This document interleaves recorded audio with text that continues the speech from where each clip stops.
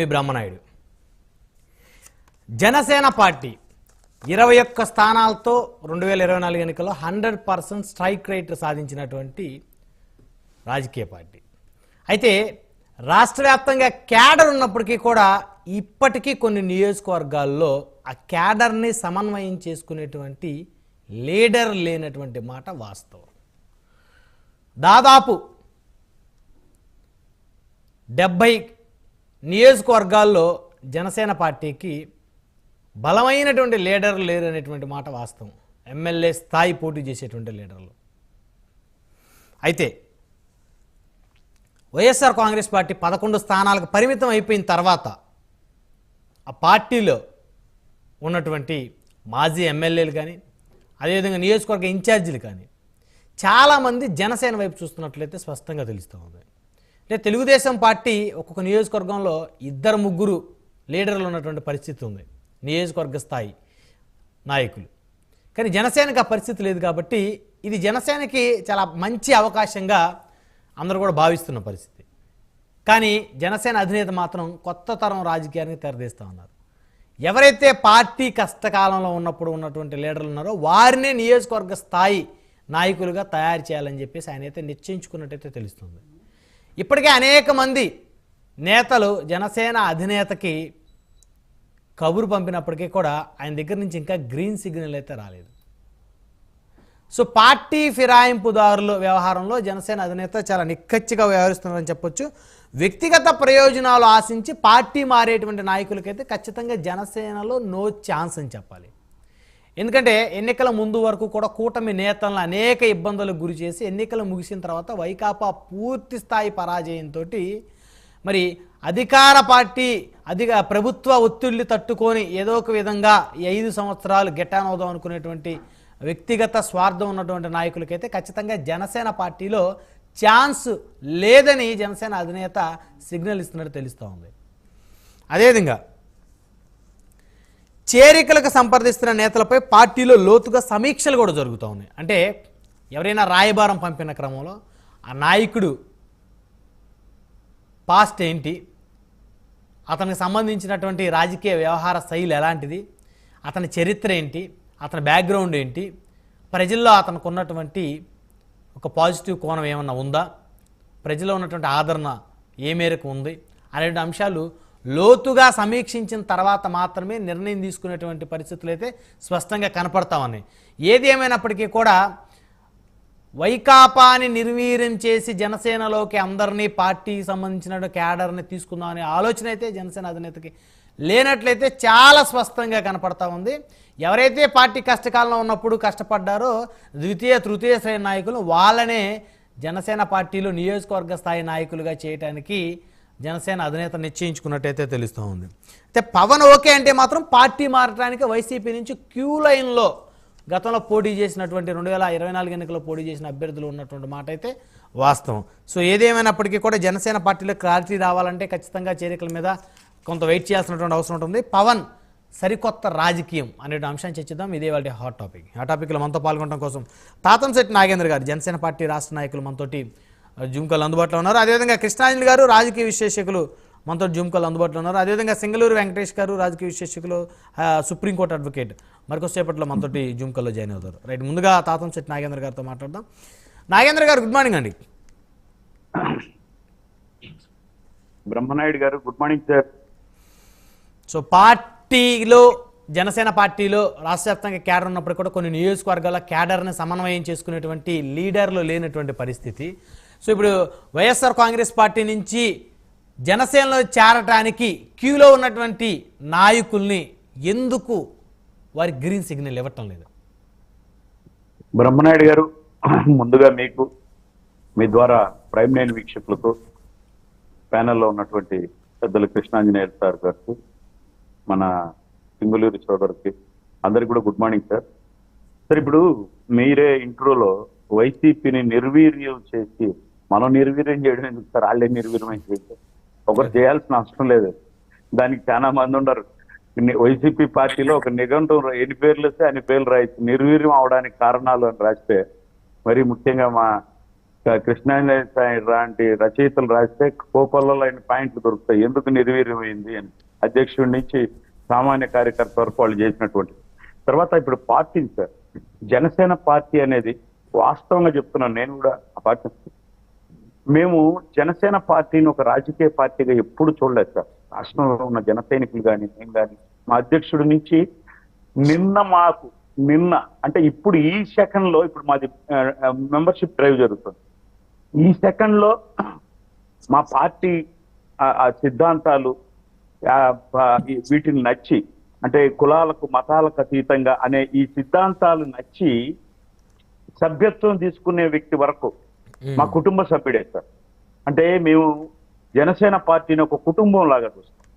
అంటే nothing but ఇప్పుడు మన ఇంట్లో ఒక పెళ్లి చేయాలి, మనం ఏ విధంగా 100 రకాలుగా ఆలోచించి మనం ఆ పెళ్లికి పూనుకుంటాము, లేదా మన ఇంటికి ఒక అమ్మాయిని తెచ్చుకోవాలి. అట్లా నేను ఎందుకు ఇంత సెంటిమెంటల్ గా చెప్తున్నానంటే, ప్రతి ఒక్కరూ పార్టీలో అంత ఎమోషనల్ అయి అంటే ఉంటారు సార్. అంటే అది అధ్యక్షుడితో ఉన్నటువంటి అనుబంధం. అటువంటప్పుడు మా అధ్యక్షుడు కష్టకాలంలో, అంటే మీ కష్టం ఉన్నప్పుడు ఈ పార్టీకి ఒకే ఒక్కడితో మొదలైన సభ్యత్వం రియల్లీ నిజంగా ప్రౌడ్ సార్. గూస్ బంప్స్ చెప్తున్నాం. ఈ రోజు 10 లక్షల సభ్యత్వాలు దాటే. సో మొత్తం సైనికులే 10 లక్షల మంది సైనికులు ఉన్నారు బలంగా. అంటే 10 అంటే ఇంకా ఉంది సార్, 5వ తేదీ వరకు ఉంది. అంటే ఇంకా అది 2 లక్షలు 3 లక్షలు పెరిగే అవకాశం ఉంది. ఒక్కరితో మొదలైంది. ఒక 2 లక్షలు, 1,40,000, 1,20,000 మొదటి సంవత్సరం అనుకుంటే ఈరోజు దాదాపు 10 నుంచి 12 లక్షల సభ్యత్వాలు. రెండోది మీరు నమ్మరు, స్వచ్ఛందంగా ఎక్కడ చేస్తున్నారు, ఆధార్ కార్డులు ఎత్తుకొని అన్న జనసేన పార్టీ వాళ్ళు అది పనిగా అడుగుతున్నారు, ఫోన్లు చేస్తున్నారు, సార్ ఎక్కడ చేస్తారు సార్, ఈ మండలంలో ఎవరు సార్ వాలంటీర్లను అడుగుతున్నారు. అది ఎందుకు అంత దానికి ఇంపార్టెన్స్ వచ్చిందంటే అధ్యక్షుడు సార్. అధ్యక్షుడు పార్టీ ఇదే విధంగా ఉండాలి.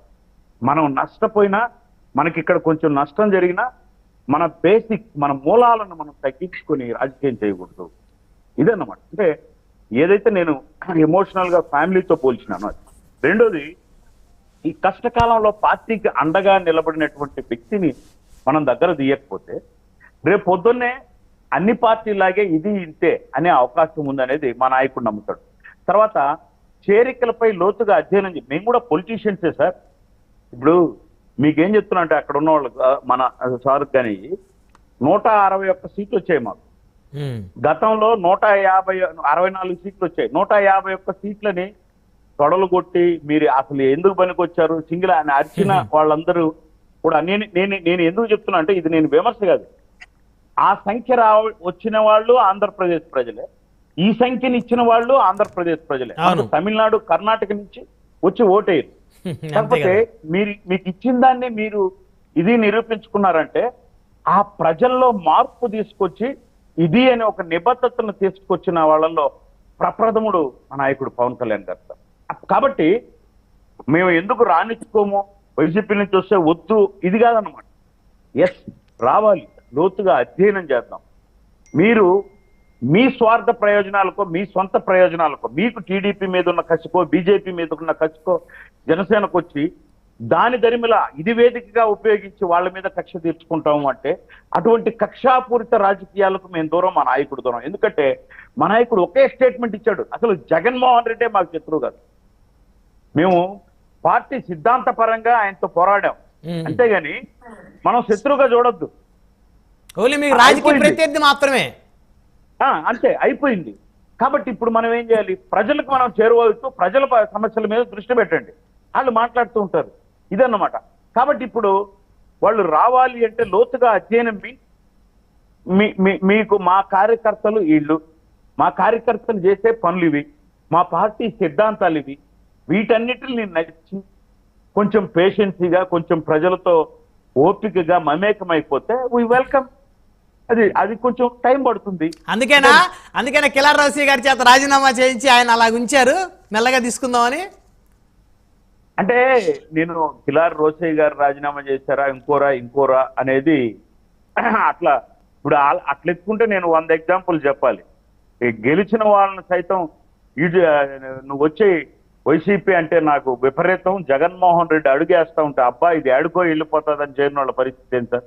తీసుకుపోయి పాపం అన్యాయంగా నీ మైన్స్ మూతపడతాది, నీ మైన్స్ మూతపడతాది, నీ భూమికి నీళ్లు రావు అని బెదిరించి తీసుకొని అటువంటిది కాదు సార్. నేను అనేది మీరు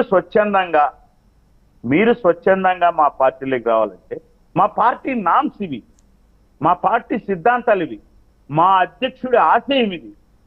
దీన్ని త్రికరణ శుద్ధిగా మీరు ఫాలో అవుతారంటే వీ వెల్కమ్. దానికి కొంత లోతుగా అధ్యయనం చేసి అధ్యక్షుడు నిర్ణయం తీసుకుంటాడు అనేది మా అధ్యక్షుడి నిర్ణయమే మా ఫైనల్ నిర్ణయం. ఇక్కడ ఒక్క విషయం అడగాలి మిమ్మల్ని నాగేంద్ర గారు.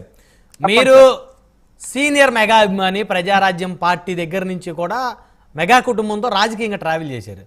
అయితే మీలాంటి సీనియర్ అభిమానులు ప్రజారాజ్యం దగ్గర నుంచి కూడా ట్రావెల్ చేసినటువంటి వాళ్ళు చాలా మంది ఉన్నారు. వాళ్ళు ఈ రోజుకి కూడా కొంతమంది వైఎస్ఆర్ కాంగ్రెస్ పార్టీలో ఉన్నప్పటికీ కూడా వారు అందరికీ కూడా అజాత శత్రువులే. ఆ రోజుల్లో అవకాశం లేక పరిస్థితులు అనుకూలించక వారు వైకాపాలో ఉన్నటువంటి పరిస్థితి. ఇప్పుడు వాళ్ళందరూ కూడా జనసేనలోకి రావాలి, మెగా కుటుంబంతో మెగా అభిమానులతో కలిసి ట్రావెల్ చేయాలి అనుకుంటున్న వాళ్ళు చాలా మంది ఉన్నారు. మీరు ఎగ్జాంపుల్ చెప్పంటే నేను చెప్తాను కూడా. మరి వారి పరిస్థితి ఏంటి, వారి భవిష్యత్తు ఏంటి? ఇంకా వారిని పిలవరా, వారికి స్వాగతించరా? ఇంకా అలా ఎగ్జాక్ట్లీ 100% మీరు కరెక్ట్ ప్రశ్న అడిగారు సార్. మీ మనసులో ఉన్నటువంటి దానికి నేను కనెక్ట్ అయ్యి నేను ఏం చెప్తున్నానంటే, నేను కూడా అక్కడి నుంచి వచ్చిన వాడిని సార్. నా రాజకీయ ప్రయాణమే మెగా అభిమానిగా స్టార్ట్ అయింది. నేను ప్రజారాజ్యంతో చిరంజీవి అన్నయ్యతో ట్రావెల్ చేశాను.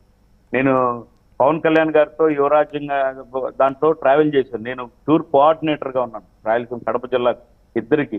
అక్కడ ఉన్న సమస్యలను ప్రస్ఫుటింపజేసి నోట్ చేసి ఏ నియోజకవర్గానికి వెళ్తే నేను అందిస్తున్నాను. నేనేం చెప్తున్నానంటే మీకు ఓపెన్ గా ఒక విషయం నేనైతే పంచుకుంటాను సార్. రాజకీయం వేరు, సినిమా వేరు. అంటే మనం ఇప్పుడు మీరు వచ్చారు కదా అంటే డెఫినెట్ గా మారాలి. ఏ మెగా అభిమానైనా ఇప్పుడు పవన్ కళ్యాణ్ గారితోనే ఉన్నారు. ఓకే, మీరు కొంతమంది ఉన్నారండి అనొచ్చు. ఎస్, మీతో నేను యాక్సెప్ట్ చేస్తున్నాను. ఏంటంటే అభిమాని అంటే ఎట్లుంటదంటే అతనికి హద్దులు ఉండవు సార్. విపరీతంగా ప్రేమించేస్తాం, మనకు తెలిసిన విషయమే. సినిమాలు కావచ్చు, టికెట్లు, అక్కడ వెళ్ళి కానీ ఇటువంటి వాటిల్ని సమాజ శ్రేయస్సుకు మూల స్తంభాలుగా మార్చిన వ్యక్తి చిరంజీవి గారు అన్నయ్య, నో డౌట్. బట్ ఇప్పుడు మనం ప్రస్తుతం ఉన్న రాజకీయాల్లోకి రావాలి అంటే అభిమాని రాజకీయ కార్యకర్తగా మారాలి. అట్లా మారిన ప్రతి ఒక్కరూ ఈరోజు జనసేనలో లీడర్గా ఉన్నారు. చాలా మంది ఉన్నారు. మీరు ఏదో పేర్లు చెప్తున్నారు, అట్లా నాతో సహా చాలా మంది. ఇప్పుడు వై శ్రీనివాస్ కావచ్చు, రాజమండ్రి పట్టణాధ్యక్షుడు, ఇట్లా చాలా మంది ఉన్నారు. విజయ్ బాబు నెల్లూరు పట్టణాధ్యక్షుడు, అందరం అక్కడి నుంచి వచ్చిన వాళ్ళమే. బట్ ఏంటంటే ఆ మార్పులోనే తేడా ఉంటది.